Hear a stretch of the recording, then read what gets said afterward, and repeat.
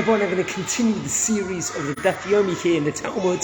Today we are on page number 9 of Masechet Sota. Here I am actually live in a hotel here in Israel, here in the city of Ramat Gan. And I'll give you a quick tour of the outside of the hotel and possibly the interior in the next few minutes. But I wanted to relate over a few things with regards to the page of the Daf Yomi. Here I am just going outside because it's a bit noisy, and it's very interesting.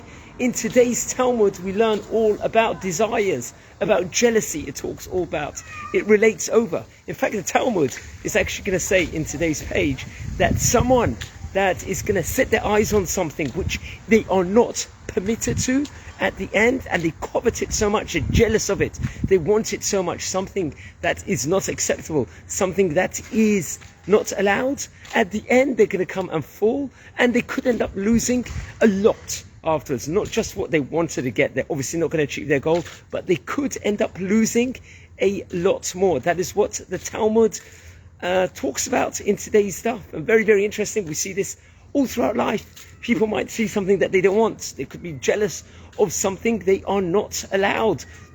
For example, they could do anything to get that amazing sports car of somebody else. They covet it so much, they want it so badly, and everything else. They will do anything to get that kind of thing. They want to show off with everything else. They want to have, let's say, for example, a woman, they want to have like the best dress possible, but not so that they could be tsunua or anything else, or to be modest, to show off, maybe how nice they look or everything else, how their appearance is. They want to get attention from other men. It could be, which is seen as the most wrong thinking. Likewise, also men. They could be doing everything, desiring all these different things just so that they could show off or whatever it might be. Or they could get whatever they want also, whatever they desire.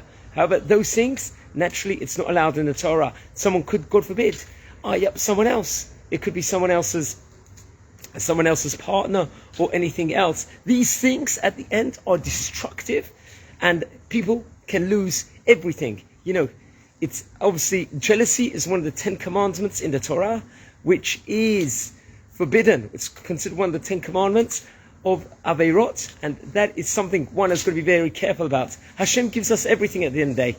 Whatever we are meant to have, Hashem gives it. Obviously, we should put our effort in, hishtadlatin, as they call it in Hebrew, to get the thing that we desire, obviously, which is good, which can lead to mitzvot, which could lead to productivity, which could lead to a lot of, naturally, the good things. However, if something belongs to someone else, or someone wants something else, and they're not permitted to it, and they'll do anything to get it, there's no greater aveira than that. And we learn this all throughout. We learned this in the Torah. We learned that there was one time there was a woman of the name Izebel, a wicked queen at the time, and she was, I believe, the wife of Achav over there, and they wanted that vineyard of another person, of a righteous Jew, and they did everything. They slandered against him, and they framed the person at the end. At the end, they might have got the thing that they desired.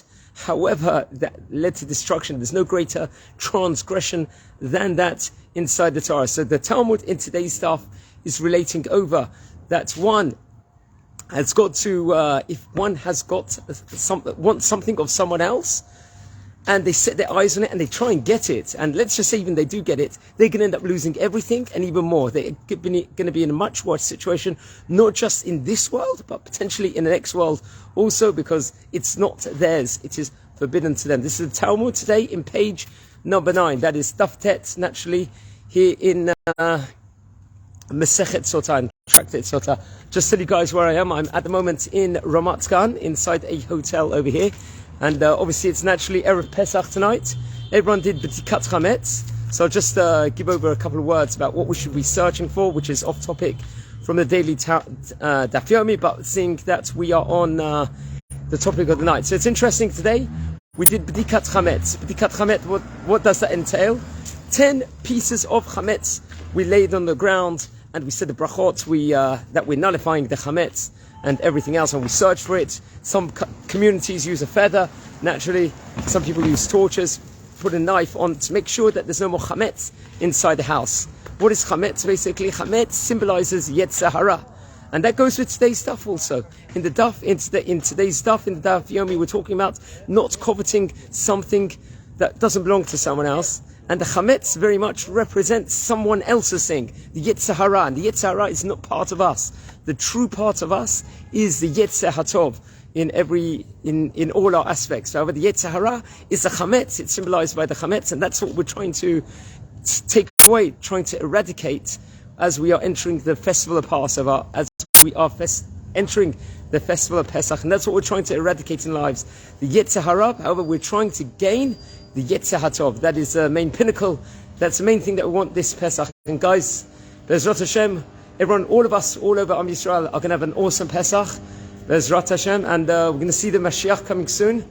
And I want to wish you all a Chag Sameach here from Ramat Gan.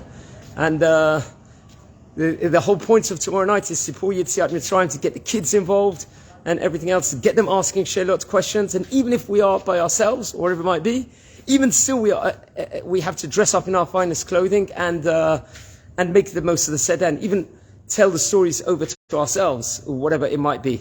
So guys, have a Chag Sameach and enjoy. Take care. Bye.